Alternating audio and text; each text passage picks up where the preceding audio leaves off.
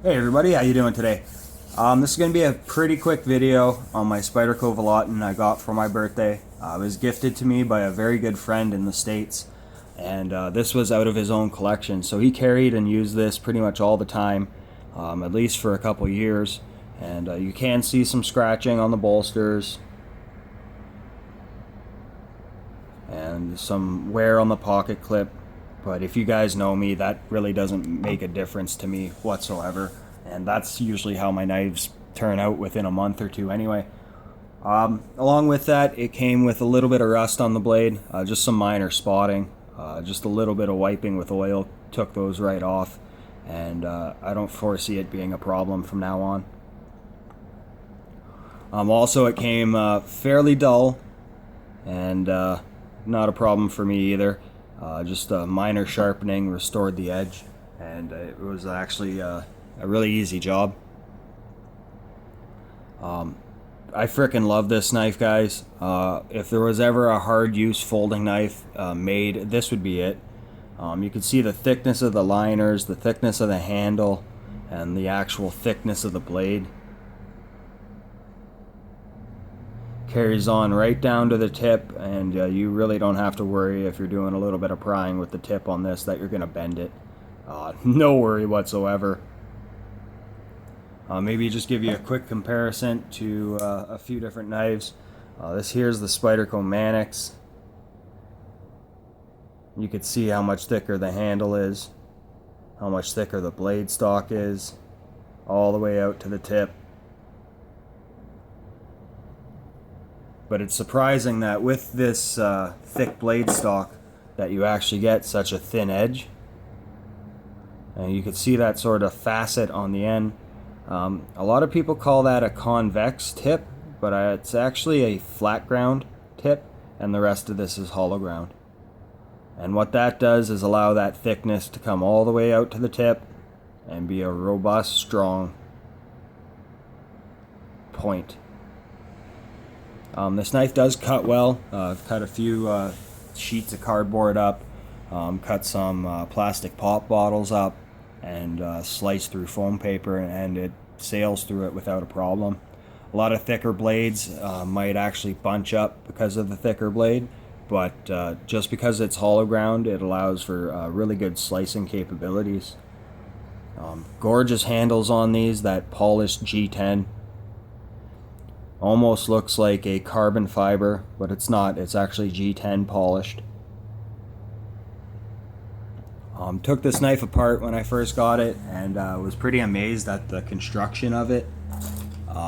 Everything was plantered ground for flatness. Every part that could be re-secured, like it doesn't just rely on these screws to hold the handles on. There's actually little pins inside here that actually stabilize it from side to side. This is a knife that you could actually take apart and put back together fairly easily, even though it has a lot of pieces, and it'll be the exact same as when you took it apart. So the lockup will be the same. Maybe just give you a quick shot of the actual lockup. You got a 100% engagement of that full liner there, and very secure lockup between that thick liner and these blade stops that are in the handle or in the actual blade here, and the way they actually recess into that handle gives you a super strong lockup when this thing is locked.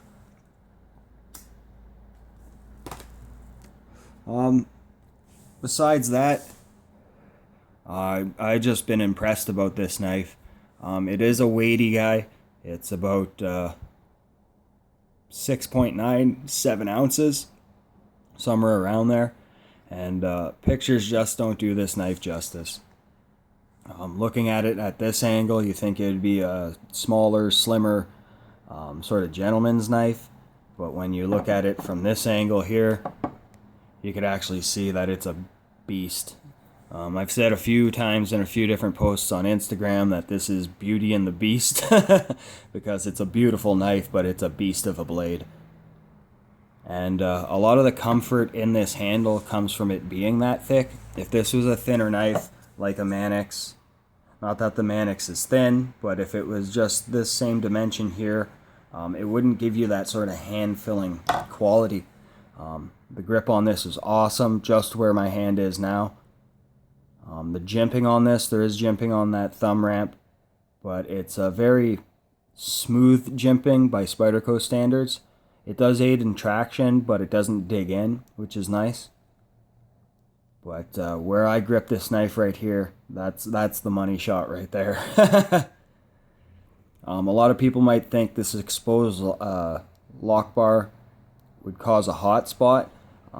It doesn't. When you're in a hammer grip, you could squeeze as much as you want, and there's a little bit of a gap in between there and that actual lock bar where you don't even feel it at all. In the sort of stabbing grip here, you don't feel it at all, so it's really not a problem, guys, if that was a concern for you. Talking about the lock bar, there is a shit ton of pressure on this lock bar, so it takes a fair amount of force to move it over.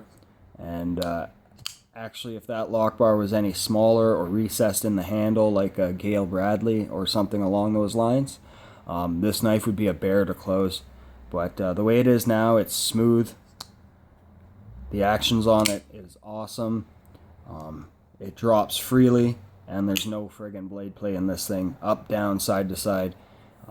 I'd be definitely not worried about doing some prying with this blade. Don't really go out of my way to do that with knives, but if I had to, I would feel absolutely confident doing it. This is a great knife, guys. Really can't say anything bad about it. The pocket clip isn't that deep of a carry, but that's sort of how I like my knives. I like a little bit of meat to actually grab on to take this out of pocket.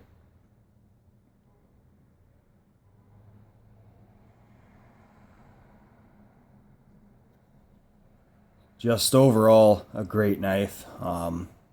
Still, after about, a week and a half of owning this, I still stare at it in pretty much awe. And have been carrying it every day since the day I got it. Took this out for a couple walks when I was just in the bush.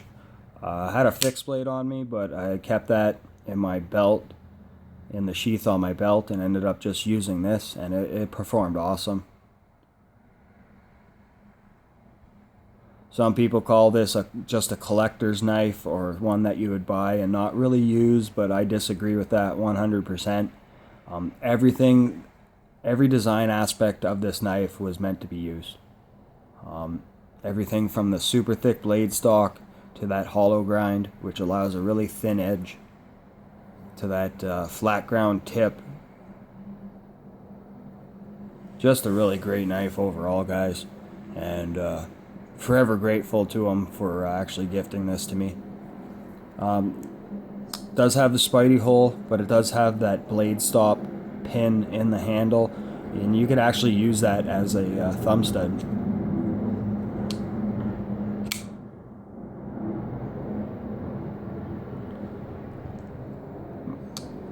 The normal way I open it, obviously, though, is with that very comfortable spider hole.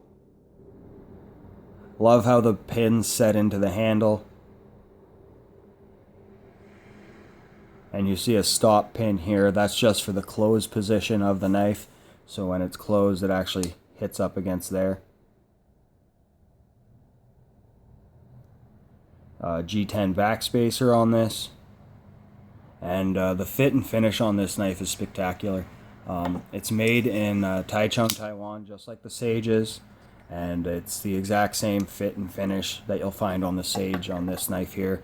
No gaps, no high spots between the G10 and the secondary bolsters or the first bolster, and that's on both sides.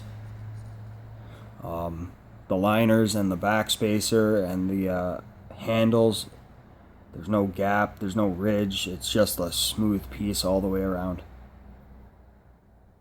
This knife is fairly large, not only in this dimension here, but overall length is pretty big.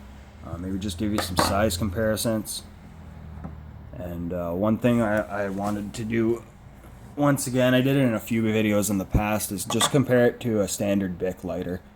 These lighters are pretty common all over the world, and it gives a good size reference to a lot of different things. This is just your regular large Bic lighter here. But you can see how pictures of this would be deceiving. This is a Mannix here, just line them up.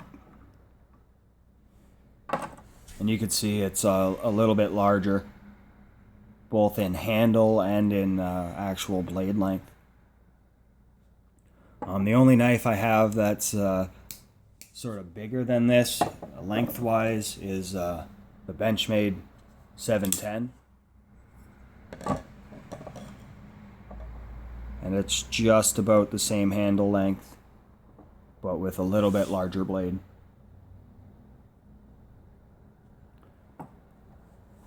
I've been super impressed with this knife, and through use and actual carry, it's proved itself already to me to be a quality blade. In the pocket, you might think that sort of thickness would really be noticed, but just because the blade and the actual handle are a pretty thin package in this dimension, it actually carries really well.